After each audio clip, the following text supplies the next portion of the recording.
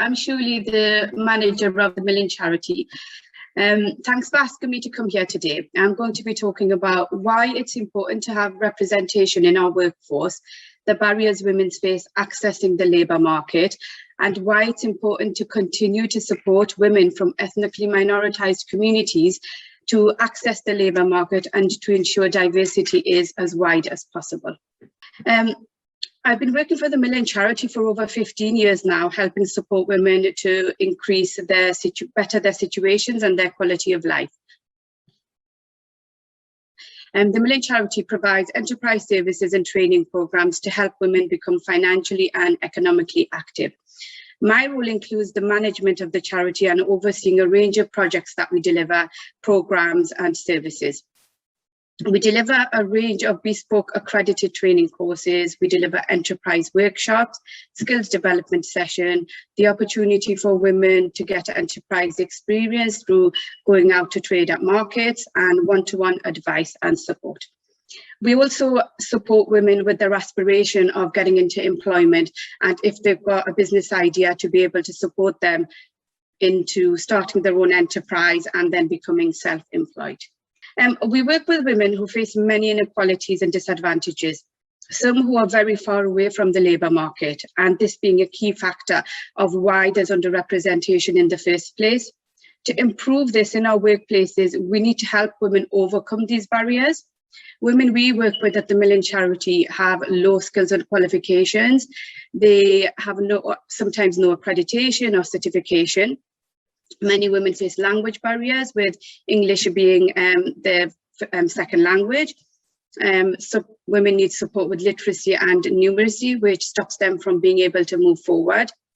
We have many women who suffer from long-term unemployment because they have family responsibilities, which includes kind of bringing up their children at home. They might have caring responsibilities.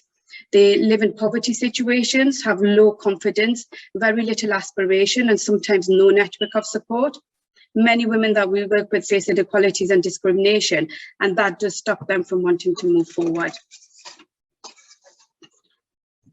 To help break down these barriers, as an organisation, it's been crucial to provide the intense support, the capacity building, the holistic all-around support offer, building the skills of women. The confidence building is very important, and the learning programs that we provide need to be around the needs of the women. They need to be accessible. If we want to be able to begin to close that gap and want to have representation of diversity in our workforces, it's crucial to support women to be able to be in a position where they can go out there and compete for these available job roles that are there. Once women are in employment, I think this is one of the issues, being able to climb up the ladder. Why aren't there enough women from minoritized backgrounds in senior positions?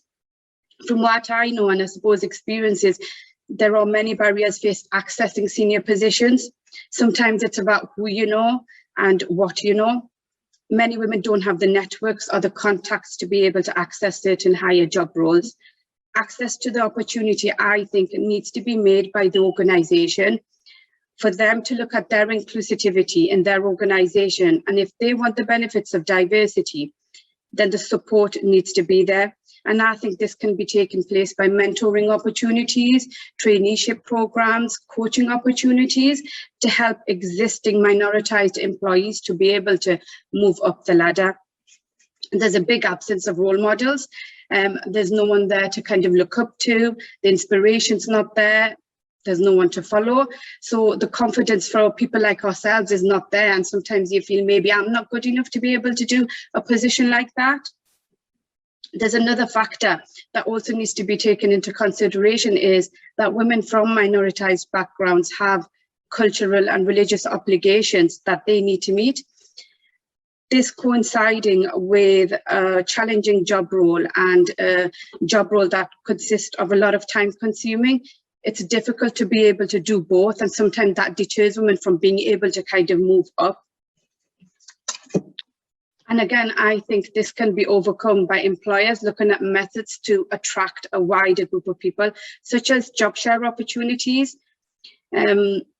we need to understand these groups and make provisions for them to be able to support women from these backgrounds, because the work-life balance is there in this situation.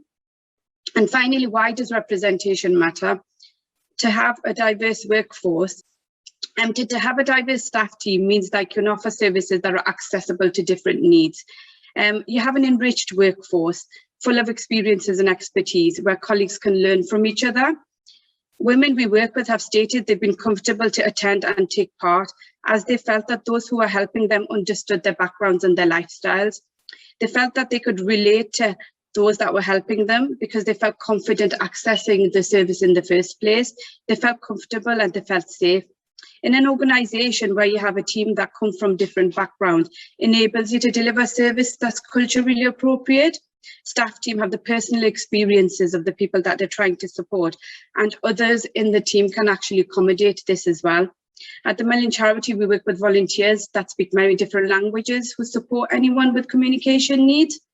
And finally, I think it's important to see women in job roles and working roles to be able to inspire other women to have the belief that they are able to do the same. And finally, building an inclusive organisation does come from the top and it needs to filter down. Management do need to play a key role in playing a part in putting into place systems to enable better access for minoritised communities. And we need to be able to continue to support